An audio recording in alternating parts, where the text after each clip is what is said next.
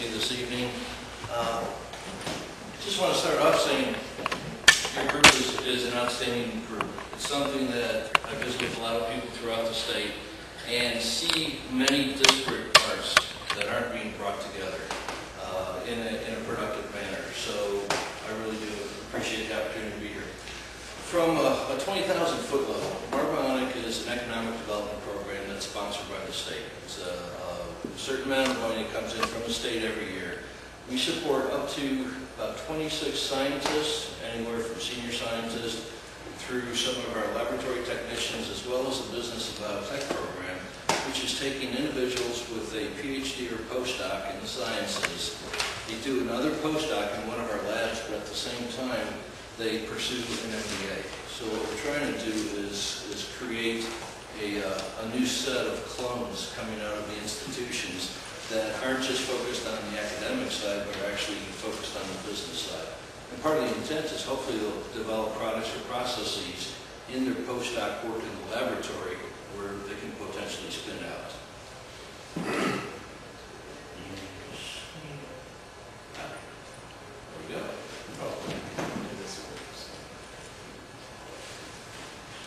Thank you. I'm the Technology Development Officer at UNCW. I have a long and sordid history of about 30 years in industry, research and development. I'm also a patent attorney for about 20 years in the pharmaceutical industry. And when I left pharma, Dan Baden, who was the director of Center for Marine Science at UNCW, and I had worked together, and Dan was my first phone call and said, hey, I'd just like to come to work for the university, and we can do the patent stuff, we can do technology development. I wanted to distinguish, I had a question earlier, what's the difference between tech transfer and tech development? Tech transfer is really something that's already developed, there's a patent. Typically, a university will put it on a website, really don't know what to do with it, don't understand all of the intricacies of each of the technologies, mainly because they have such a broad portfolio. So it's nothing against them, it's just a mode of operating. What we do are take ideas, concepts that come out of the lab, sit down with a group of us, and very rapidly brainstorm. Where can it go? What can we do? How can we do it? Does it have commercial viability? And if the gut reaction is yes, then we go into the same type of questions that any business would go into in terms of your market research. Who's out there? Who's your competitors? Are they U.S., international? Where can it be made? How can it be distributed? And all the other facets of going business. So we look at that at a very, very early stage and then help work with researchers to develop a development plan that would support intellectual property where appropriate, and then at the same time go ahead and develop a market for them. So we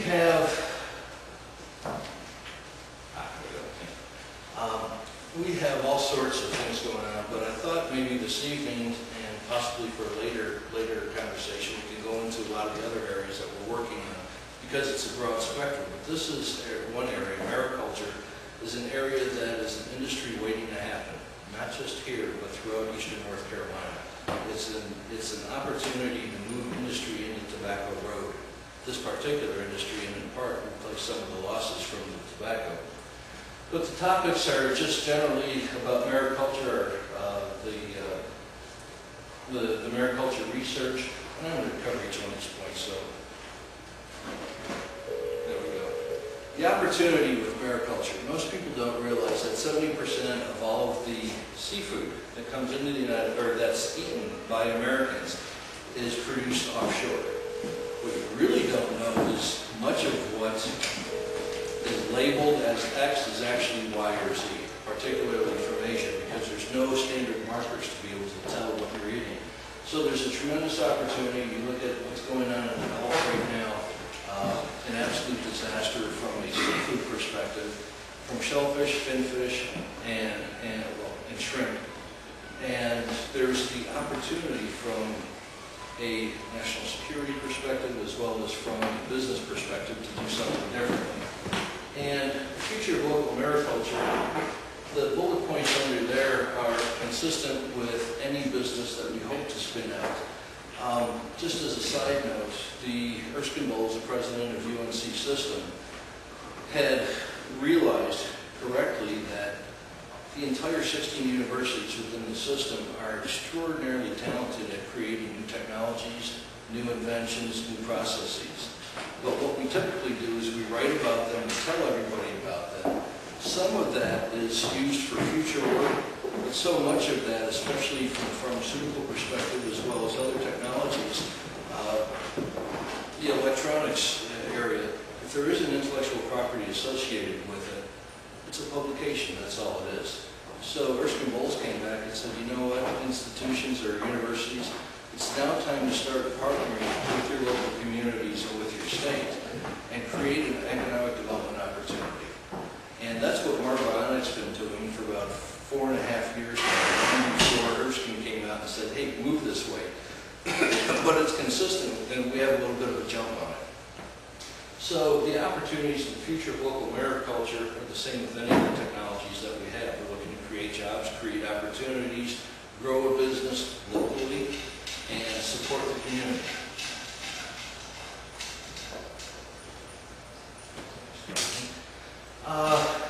The goal, like I said, is basically develop, commercialize, safe and effective.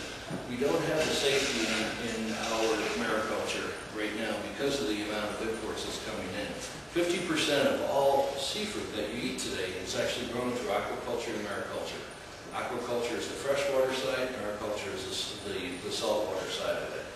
And most mariculture is done offshore in cages or in estuaries that are blocked off, and they've been doing that for years in Mexico.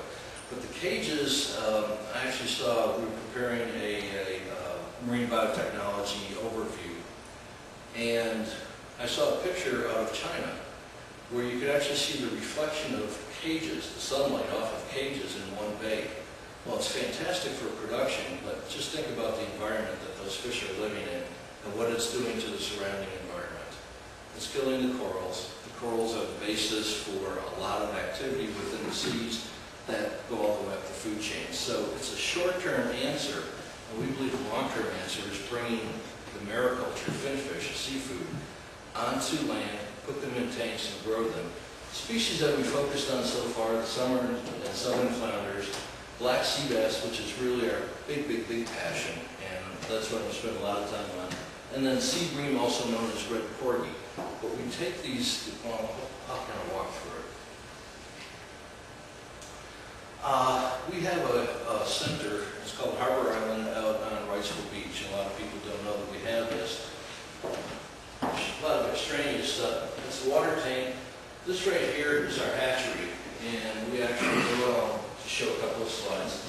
We take the brood stock, we raise the brood stock, we extract the eggs, fertilize them, and grow them from there. We have a new building right here that's up on stilts that houses 3 new laboratories. It's mostly analytical laboratories as well as a feed laboratory. I'll go into that a little bit more too, because that's another part of the business that's waiting to happen. So basically, we'll hatch them in here, and then when they're real small, we'll bring them out to these tanks, and then they get progressively larger, and we have another series of tanks here where we'll grow them out to full market size and release them into the market, as well as having a couple of locations to do feed research on small fish particularly. The other area that we do a lot of work on is the recirculating system. We're working on a system today where 90% of the liquid effluent is reused every day.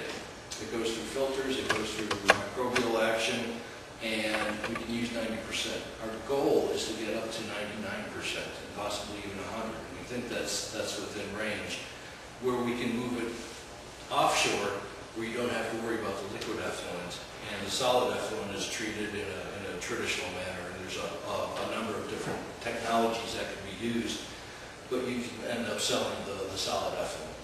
So anyway, that's our system there, and we're working on each one of these areas for this particular technology.